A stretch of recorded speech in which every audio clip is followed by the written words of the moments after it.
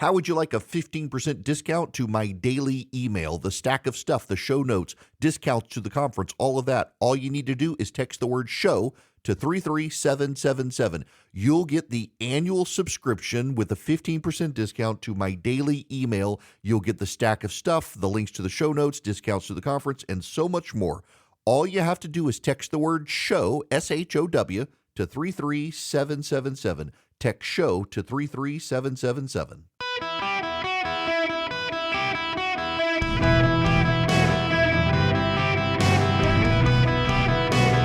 Welcome to the Eric Erickson Show podcast, Hour 2. Hello, America. Welcome. It's Eric Erickson here. The phone number is 877-973-7425. If you want to be on the program, I'm happy to have you. I want your attention, please. I really need to talk to you about a topic. And I begin this, well, want to have a grown-up conversation with you. And I begin this knowing some of you are going to vehemently disagree with me. I understand the disagreement. I don't want to lose my audience, being argumentative with you all, but I've been thinking more and more about this. And as I've mentioned before, when I was a campaign consultant, I would tell candidates, you know when you're in the minority, even when you think you're right. And I think I'm right, even if I'm in the minority. And I want to go way, way back to June of 1940. So my son, one of his favorite movies is The Darkest Hours, the Gary Oldman movie about Winston Churchill. And the very end of the movie, he gives his famous speech, "We will fight on the beaches, we will fight on the landing grounds. If this island should fall, and I don't think it will, the British Empire across the seas will defend us until the New World with all its power and might." It's this rousing thing, and the House of Commons roars to life. And it is, Winston Churchill is said by his opponents, he took the English language to war. In fact, what's notable about that very famous speech is he used words that were Anglo-Saxon words, not German words. A lot of British language had been co-opted by the Germans as the Normans had conquered it. He made sure to use the words of the English language. It was a rousing speech in that Gary Oldman movie. Now, I'm going to play it for you, but I'm not going to play you the Gary Oldman one. I'm going to play you the very end of Winston Churchill's speech to Parliament. I think it was June 4th, was it 1940? As the Battle of Britain is about to begin, Hitler, the British have been rescued from the beaches, and now the Battle of Britain is about to begin. The Nazis are preparing an invasion of the island. There was a war council in Great Britain. They really wanted to try to seek peace with Hitler. Churchill was arguing against it and was begging the Americans to get involved. He was begging the Americans to get into the war, and the Americans were dragging their feet. And in fact, there was this one point where the British needed bombers, and Franklin Roosevelt suggested he could run bombers up to the border of Vermont and Canada, get them right on the line, and if the British came across and pulled the planes across the border into Canada, well, and we just wouldn't stop them, and we wouldn't have broken our obligations and federal law, and the British could get the planes. It was absolutely a wild situation because the American people after World War I had become deeply isolationist. They wanted no part in Europe's wars, kind of like where we are now. Churchill sees the writing on the wall and he gives the speech in Parliament, and it is not the uproarious speech that leads people into standing ovations in the House of Commons. It's actually way more subdued than that. This is the actual audio of Winston Churchill addressing the British Parliament. We shall fight on the seas and oceans. We shall fight with growing confidence and growing strength in the air. We shall defend our island, whatever the cost may be. We shall fight on the beaches. We shall fight on the landing grounds. We shall fight in the fields and in the streets. We shall fight in the hills. We shall never surrender. And if, which I do not for a moment believe, this island or a large part of it were subjugated and starving, then our empire beyond the seas, armed and guarded by the British fleet, would carry on the struggle until, in God's good time, the new world, with all its power and might, steps forth to the rescue and the liberation of the old. The new world, with all its power and might, steps forward to the rescue of the old. That new world was the United States of America that Churchill was talking about.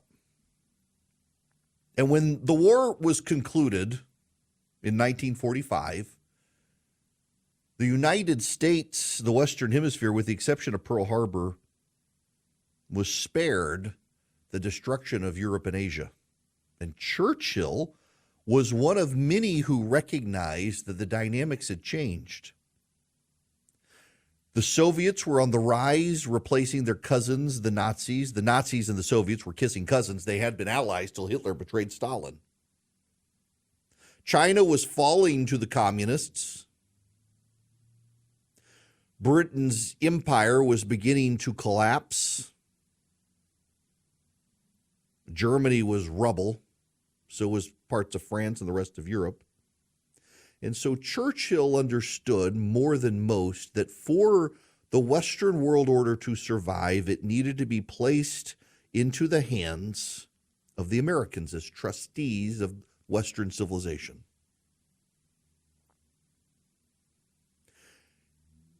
George Marshall, Harry Truman, even Franklin Roosevelt before his death, they understood where this was headed.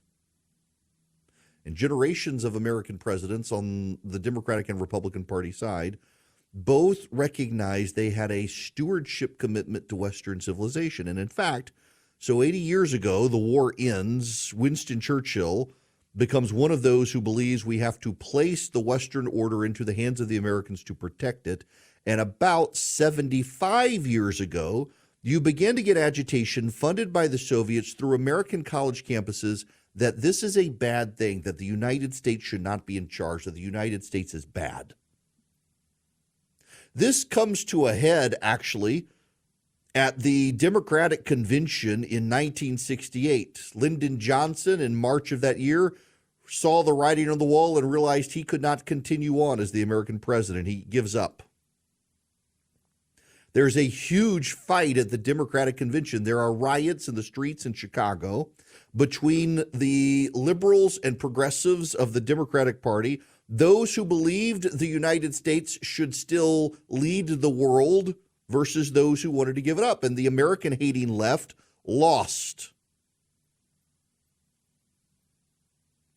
Seeded the ground for Richard Nixon, who paved the way for peace with China for a time. And the Republicans continued to win over time on the issue of national security, including Ronald Reagan, over this idea of stewardship of the Western world. The left over time began to win, and when Barack Obama became president, Barack Obama went around the world apologizing for the things the United States had done. The wokes had captured the Obama administration and understood that the progressive dream of getting rid of the United States at the top of the world was within reach. And weirdly and strangely, over the last several years, large portions of the right have begun to agree with them, pejoratively speaking of American empire, that we should allow the allies to take care of themselves. We need to be isolated and remove ourselves from the affairs of the world. It's loud voices on the right now don't want us to fund Ukraine or even Taiwan or Israel to a degree. They want us to just leave the world alone.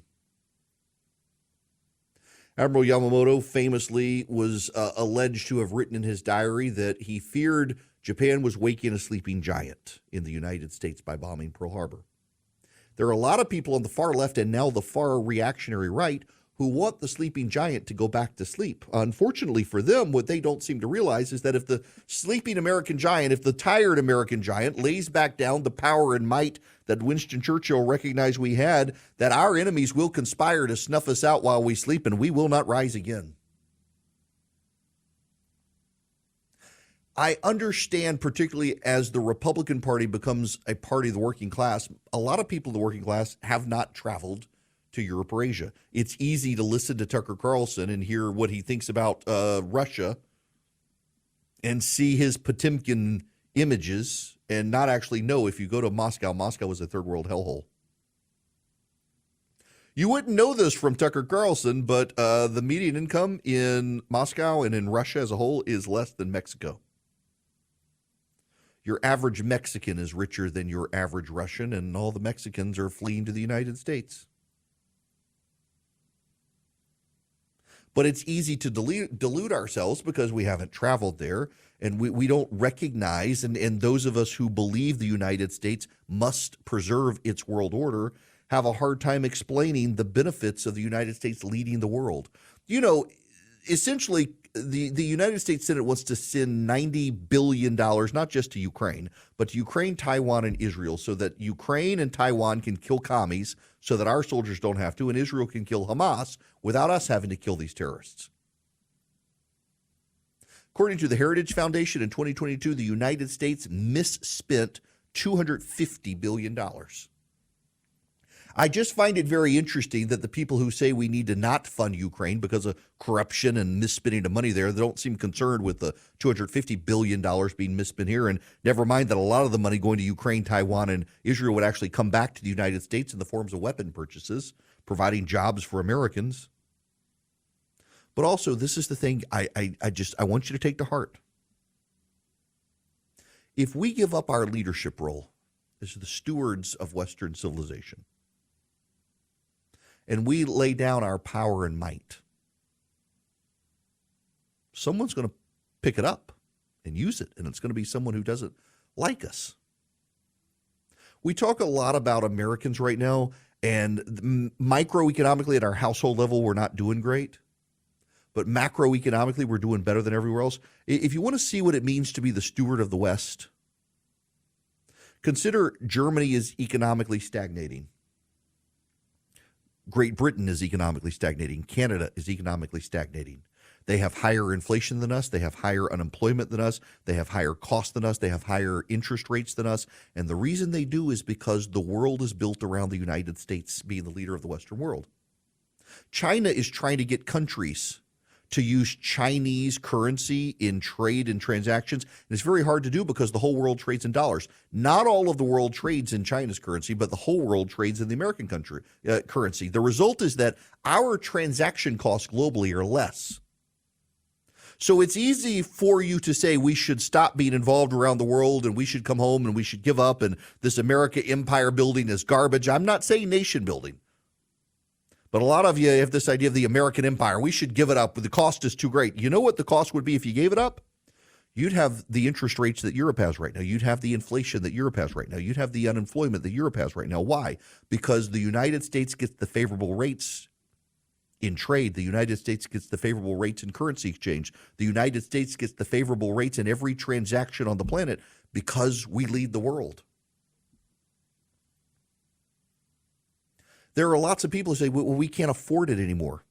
We can't afford not to. See, now I know I've got the harder issue and the harder side of the argument here because I got to prove something you haven't experienced. You haven't been to Europe to see what the mortgage rates are. You haven't been to Europe to see what the interest rates are. You haven't been to Europe to see how the unemployment rate is. You haven't been to Europe to see the economic stagnation. They have those things and we don't because we lead the world. You sit down and say, look, we can't afford this anymore. You're going to be paying higher mortgage rates. You're going to be paying higher cost of goods. You're going to be paying higher prices at the grocery store. You're going to be paying higher interest rates. You're going to be paying a lot. And you're going to see a lot more wars. Far better for us to let the Ukrainians and the Taiwanese kill commies than for American soldiers to do it. That's what it means to be the leader of the world. Our foreign budget is 1% of the overall federal budget. 1%, that's it. 1%. And that 1% buys us the goodwill to not have to have troops all over the world like the British Empire had to have. We have troops in portions of the world, but not nearly as expansive as the British Empire had to have. Our 1% of the federal budget that goes to foreign aid actually buys a lot of goodwill around the world, keeps the Chinese from getting it, and preserves American sovereignty and stewardship of the Western Order. There are a lot of Americans who simply haven't traveled the world to be able to see what it's like to be an American compared to everyone else. And there are a lot of people who now have grabbed hold of that to convince you there's no reason for us to keep it up. There's no reason for us to support our allies. I'm telling you, as someone who grew up abroad, who has traveled the world over,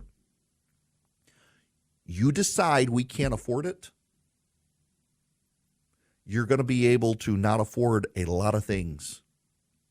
Because when you decide we can't afford to maintain the American world order, it becomes a Chinese world order.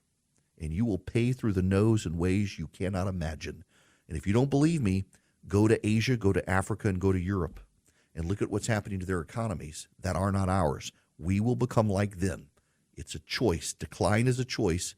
Too many Americans have decided we must decline because we can't afford it. Never mind that we spend $250 billion a year in wasted payments from the federal government, and somehow you think that we should give up $90 billion as opposed to fixing the federal budget. We got to secure the border. We got to do all these things. But we've got to lead the Western world order, or someone else will, and it will be to our disadvantage. I went long in the last segment. We got people on the phones. Be patient with me, please, because I want to take all of your phone calls. I just have like 40 seconds here. That would be a real disservice. And in those 40 seconds, I do want you to know, big news. My buddy Will Hild runs an anti-ESG group. He's been calling out this global climate action group that banks have been a part of. Well, it turns out J.P. Morgan has left this coalition of climate action, essentially recognizing that it would be bad for them to stay in it as the Congress under Jim Jordan's committee starts probing them. Really good news that J.P. Morgan and others, BlackRock, it looks like they're going to be leaving this group as well. A number of others defunding this climate action group that was designed to pressure businesses on global warming. Now, I got to tell you guys about the Eden Pure Thunderstorm. Some of you are new here and you haven't heard my praise of this product. I love the Eden Pure Thunderstorm. They've been a long-time advertiser. They stepped away for a little bit. They've come back. Their Thunderstorm is an air purifier that you can hold in the palm of your hand. You can plug it up with a USB cord in your car, or you can plug it up into the wall, and it wipes out odors. So if someone smoked in your rental car, true story, happened with me, it'll wipe out those odors. Somebody smoked in your hotel room, wipe out those odors. You got a litter box that stinks, you can leave the Eden Pure in the room with litter box. It'll wipe out those odors, pet odors, litter box odors, cooking odors, smoky odors, musty odors, all bad odors. It can wipe them out. You can get buy one and get one for free right now. There's a BOGO deal going on. What you do is you go to the website, EdenPureDeals.com, EdenPureDeals.com, and you put in the discount code ERICBOGO, ERICKBOGO. You buy one, you get one free. Buy two, get two free. Buy three, get three free. Eric Bogo is your code, ERICKBOGO, at EdenPureDeals.com. Hello there, welcome. It is Eric Erickson here. The phone number, 877-973-7425, should you wish to be on the program. Let me go to the phones. Mary's been waiting patiently. Welcome to the show, Mary. How are you? Hello, Eric. Thank you for taking my call. And you were right. I vehemently disagree with your premise regarding the history that you shared. And I want to, if I could, just have a minute and a half to tell you why. Okay. First of all, I am well-traveled. I've been to Europe 4 times. I've been to Mexico. I've been to Canada. I've not been to Asia. But I'm also well-read. And if you can't be well-traveled, be well-read. And in 1971, Richard Nixon, as a result of all of the spending of the 60s, took us off the international gold standard. And ever since then, there's been a dollar debasement going on, and so that our dollar is worth about 2% of what the 1971 dollar was worth. As a result of the petrodollar, which Henry Kissinger negotiated with the Saudis, where we swapped contracts in oil for dollars in return for our protection of Saudi Arabia, that too, we have had to run constant deficits in order to be the world reserve currency in terms of the dollar. And what that's led to is $34 trillion in debt, which we did not have in 1971. And our interest this year on our debt will be over $1 trillion and will keep rising. The debt could well be $40 trillion by 12/31. So essentially, we cannot afford all of these foreign wars, none of which have we won nor declared through Congress since World War II. I think China is a much greater threat to the United States than Russia. We don't have a dog in the fight in Ukraine. And our border, we could secure it today, and we'd still have to deal with over 20 trillion illegals here, many of whom are unvetted terrorists and mean to do us harm, especially the people from China. You know, Yes, as a sir. matter of fact, there was a story yesterday or this morning that we're seeing 5 times more Chinese coming across the border right now than we have before. I would take issue, though, and again, yes, be well read. You're right. If you can't be well traveled, be well read, but it also depends on what you're reading. Our federal debt doesn't come from getting rid of the gold standard. In fact, we got rid of the gold standard, as did everyone else. And what is the standard around the world now? The American dollar. Our dollar has become essentially the gold standard for the world, which gives us favorable trading rights. And, you know, it's actually not a bad thing. The gold standard, although it's idolized, it's been turned into an idol by a lot of people, was not actually a stable thing for the United States or the rest of the world to maintain.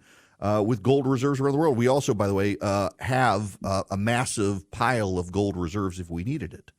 But our federal debt has nothing to do with getting off the gold standard. Our federal debt has to do with Ronald Reagan understood he could bankrupt the Soviet Union because they were communist, and it drove up our national debt. We've been driving up ever since with war spending and domestic spending, and now because of our Social Security safety net.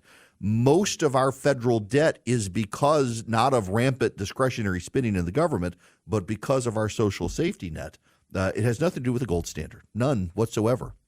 Nixon getting us off the gold standard actually was a good thing for the American economy because it then set the United States as the reserve currency for the world, and the global conversion rate for cash is in American dollars now, not gold. That gives us a benefit. So if you've gone around the world, you know that around the world they have higher interest rates. We would have those if we don't lead. They have higher mortgage rates. We would have those if we don't lead. They have higher currency conversion rates. Y'all want to pay 3 times more for the products you're buying right now? That's what'll happen if we don't lead the world. Y'all want to pay higher interest rates? You know, the average interest rate in the world, or the median interest rate in the world now, is higher than ours. Why is ours lower than everywhere else? Because the whole world converts its currency into American dollars. Another benefit of not having the gold standard. I realize that there are people who fixate on, well, the gold standard was a good thing. Where very few people in living memory appreciate the gold standard, but we have now converted the entire world into using the American dollar, and it gives us trading benefits around the world. It keeps our costs low.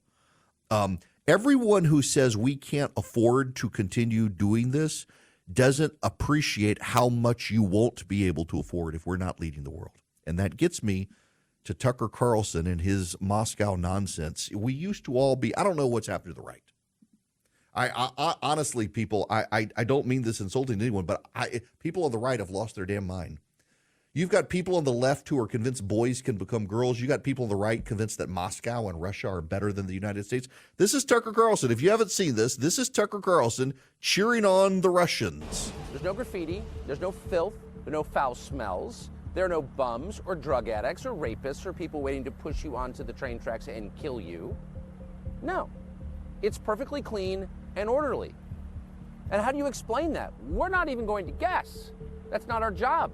We're only going to ask the question. And if your response is to shout at us slogans dumber than the slogans we used to call Soviet and mock, that's not really an answer. How does Russia, a country we're told is a gas station with nuclear weapons, have a subway station that normal people use to get to work and home every single day that's nicer than anything in our country? I know the answer. Before Russia existed, there was this thing called the Soviet Union, and the Soviets kidnapped a group of Russian engineers and used them as slave labor to build a Potemkin village underground called the Russian subway system. And it is elaborate. You have stained glass windows, you have murals, you have chandeliers. And in that area to this day, the Russians keep that section of the Russian subway system spotless. You don't see the graffiti, you don't see the gangs, you don't see the kids who are huffing glue fumes. You don't see any of that in that area where Tucker Carlson was. The Russians, just like the Soviets before them, because they really are the same thing, they keep it extremely spotless and clean so that when people like Tucker Carlson come in, they say, oh my God, why is our subway system so much worse than this? How come we can't have what they have? Well, we can't have what they have because they're called a totalitarian regime, like the North Koreans, who have a very beautiful and clean subway system themselves, that they will gladly show foreigners as proof of how the decadent West is collapsing. This is absolutely insane that Tucker Carlson would do this. He went to a grocery store in Moscow and said, oh my God, everything is so cheap here. Well, of course it's cheaper because you're a rich Westerner. It's actually very difficult for your average Russian to buy groceries there because Russians make 1/5 of what we make. And the groceries are still too expensive for them. Walter Duranty was a propagandist for the Soviet Union who got paid by the New York Times to cover up all sorts of horrors from the Soviets. And Tucker Carlson has decided to embrace Durantyism on behalf of the Putin regime. It really was remarkable to see this. And he knows better. Tucker Carlson actually knows better. So I can only presume that what Tucker Carlson is doing is he's hoping that you're too stupid to know the truth. Let me give you the truth. More than a third of the people in Moscow don't actually have running water in their homes. Do you think that's better than here? Do you think that's better? Do you think it's better? Let me give you some data here. Russia leads the developed world with the worst sanitation record, according to the London-based Water Aid non-governmental organization. Official data placed the number of Russians whose households are only equipped with outhouses at 35 million, or roughly a quarter of the population. Of the 22.6% of households without a centralized sewage system, 16.8% use a system of pipes connected to pit toilets. RBC cited the state statistics service, Rosstat, saying that's the Russians' own statistics service. The other 5.8% lack a sewage system altogether. In rural Russia, 2/3 of people have no access to indoor toilets. If you go to Moscow, if you go to Washington, D.C., I'm taking my son in a couple of weeks to Washington, D.C. on a class trip. We'll stay in the downtown mall area. You have beautiful museums. There's not a massive pile of homeless people. There's some, but not a lot. There are these huge monuments, and it's glorious. It's gorgeous. You go about 5 blocks away from it, you're in a crime-ridden hellhole. Guess what? Same thing in Moscow. In Moscow, you go to the Kremlin and the grocery stores around the Kremlin, they're pristine. The subway is clean. It's beautiful. You have Tucker Carlson say, why can't we have nice stuff like this in our neck of the woods?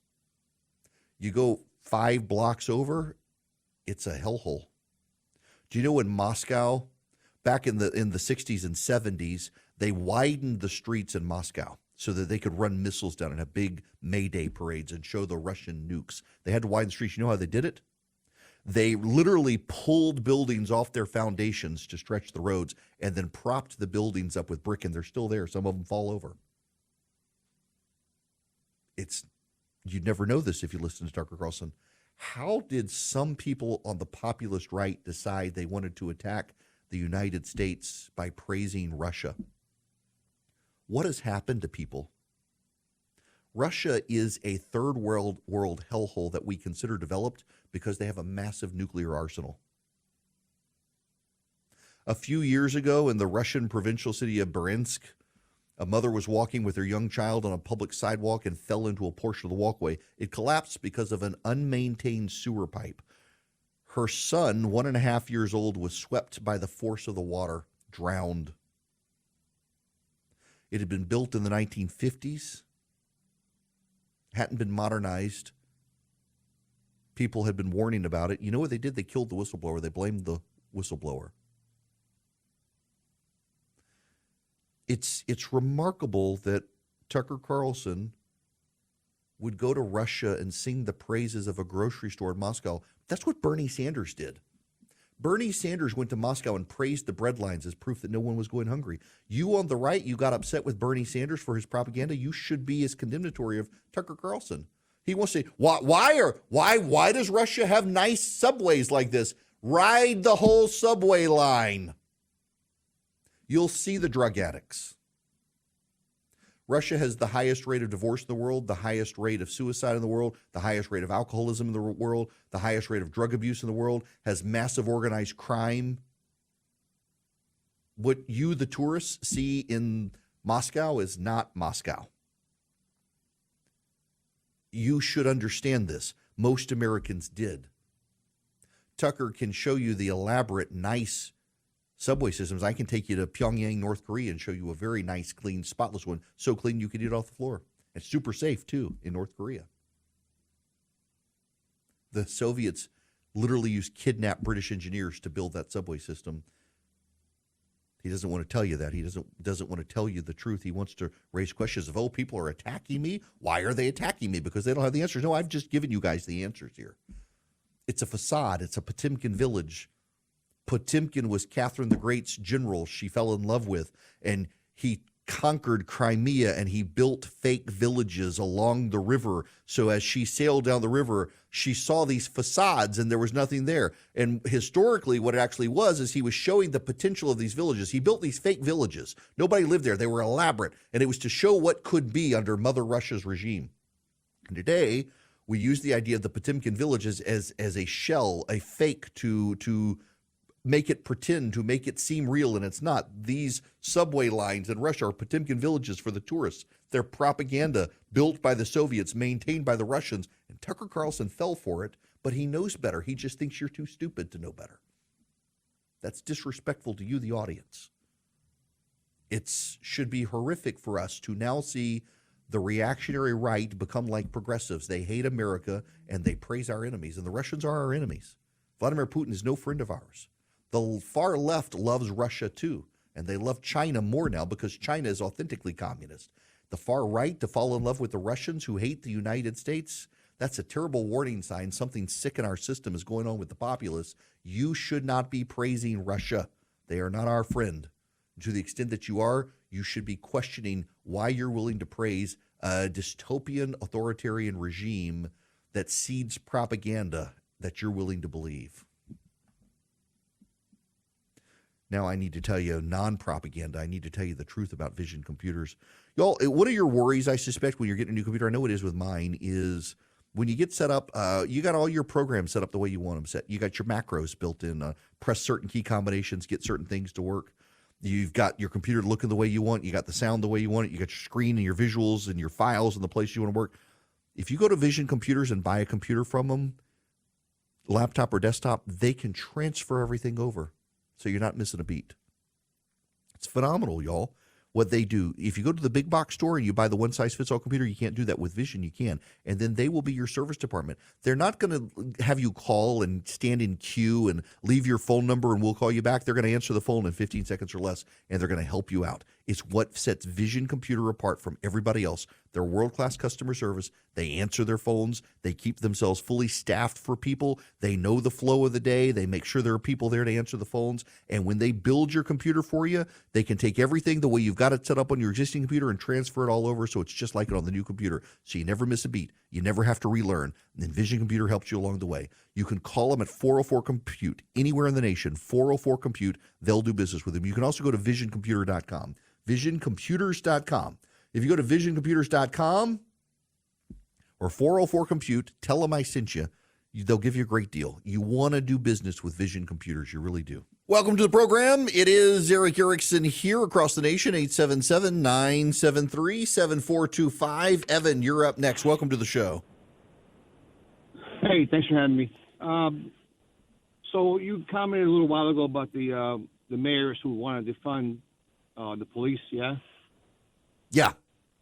Is that still a topic? Oh, yeah, go for it. I wanted to comment about that. Okay, all right. So these cities where the police are needed the most, where there's a lack of law enforcement that affects the people who need it the most. But over and over, It's the voters of these inner cities. They Yes. vote for these mayors. They vote for these councilmen. And so they've got nothing to complain about. You know, the old adage, you vote what you get for. And these are mostly run, like I said, the crime in the black neighborhoods is extremely high, which is where most of the crime comes from. Yet, when the Democrats are in charge of these cities, and have been for decades, the crime still goes on. But they profess to want to help the black people. That the police are no good and all this other stuff. Yeah, Yet you they know, let them and this live is the in thing too. poverty. When you look, Evan, at, for example, what happened in Chicago, it was actually the black voters of Chicago voted against the current mayor. It is the rich white progressives and the gangbangers allied together to get the current mayor of Chicago in office. The black middle class voted against him. The white middle class, the Hispanic middle class, they all voted against him. It was rich white people in the inner city put that guy in office, and Chicago's gotten far worse. And you see this time and time again. You see it in Kansas City as well. It's the progressive whites who are electing these people. Terrible.